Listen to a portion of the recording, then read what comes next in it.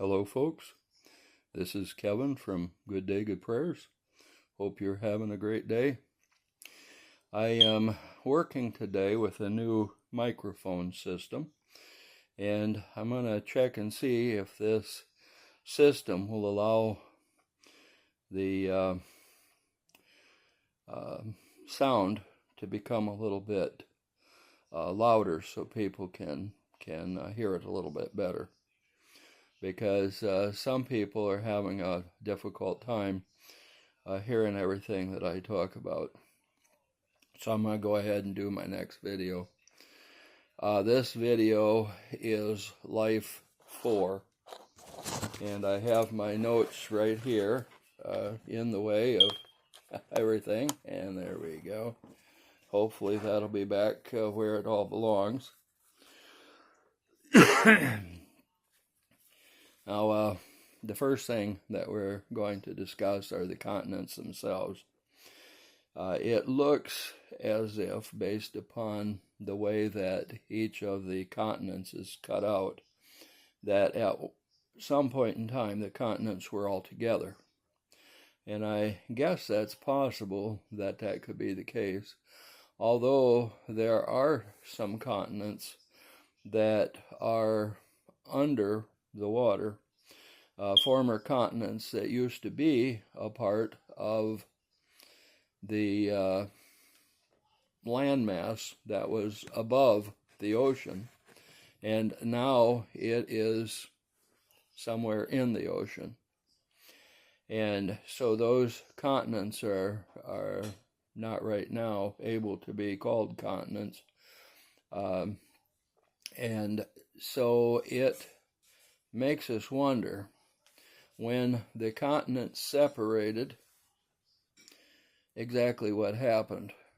Did they separate and move apart so that they were an ocean away from each other, or did some of the landmass that was between simply sink into the ocean? Possibly when it happened, the ocean was actually created from the disappearance of these continents that just simply went down. How far did they go? Well, there's a lot of speculation, but they had to go a ways because the ocean is relatively deep, obviously. Now, it may be a little less deep in certain areas because there is landmass below it, but the fact of the matter is that it's all a part of the same situation. Now, there's two things that have been discussed as to why the land masses may have disappeared. One of them has to do, obviously, with nuclear war, which we've been talking about. The other may have had to do with a terrible storm that took place. There was earthquaking that had taken place along the Mississippi River, and that earthquaking is believed to have been what had caused the bells to ring as far away as Boston in some of the church steeples. That was kind of interesting. But why would a storm of that nature have occurred? Well, they talked a little bit about the planet Nibiru going past and that causing the problem. But a lot of people are not convinced that that was, in fact, the situation. A lot of people believe that it very much could have stemmed from the fact that there had been nuclear war on the face of the earth. It is believed that there were at least two different times in which nuclear war had occurred during the ancient times in history, not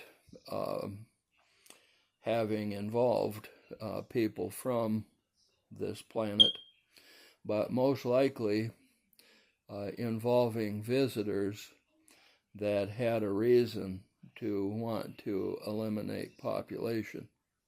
And so that was one of the situations that has been discussed. Another situation that has been discussed is the inner core of the earth. The inner core of the earth is said to be hollow.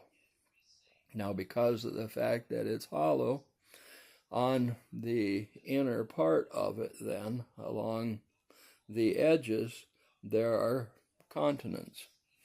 Now, we have 7 or 8 continents on the outer part of the earth, and on the inner part of the earth, they're talking about anywhere from 12 to 20 continents that still exist. They have not pushed into the earth or any of that kind of thing, probably because of the gravitational pull as the earth is moving and so on. It's not going to allow the inner continents to disappear.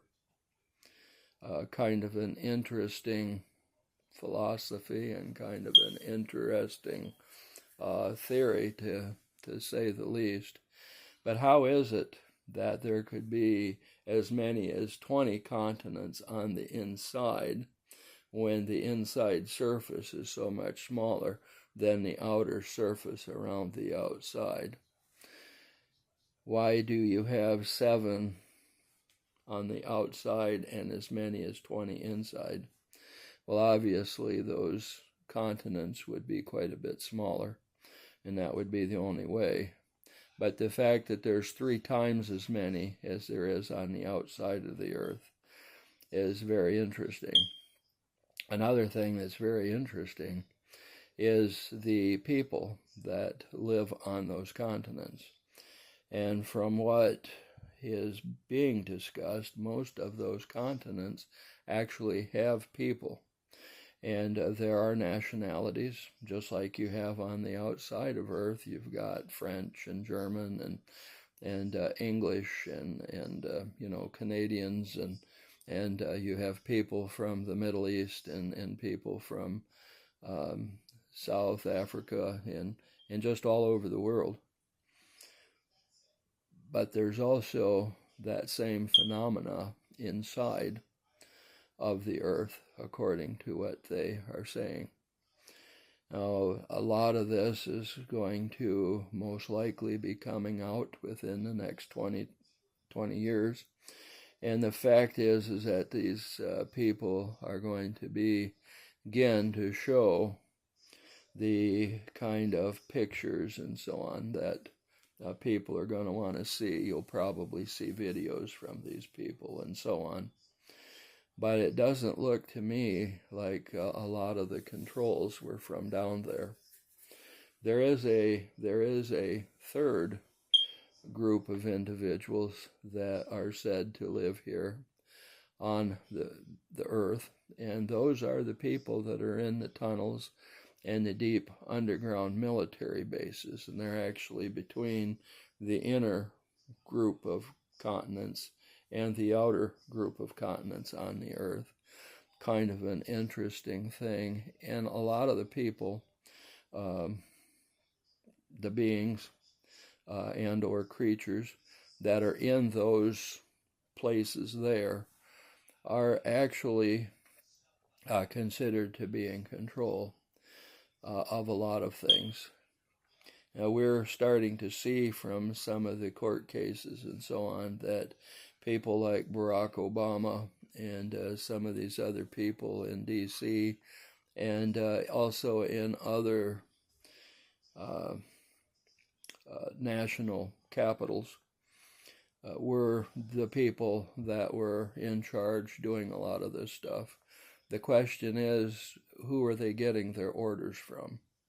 And that's going to be very interesting to see who was giving them their orders. Where did they get all the information that they needed to have? So we have 3 levels of life on the face of the earth, the interior of the earth, and then basically Middle Earth, where the tunnels and the domes are. The domes, of course, being the deep underground military bases. These were the things that I was researching back in the 1990s when our research team was broken up and we had some people die because of it. This is Kevin from Good Day Good Prayers. You're going to be watching this on KW Wayne's DSR Chats, and we hope that you will take the time to give us a thumbs up, that you will subscribe both to Good Day Good Prayers and to DSR Chats. But most importantly, we hope that you have a good day. Good day.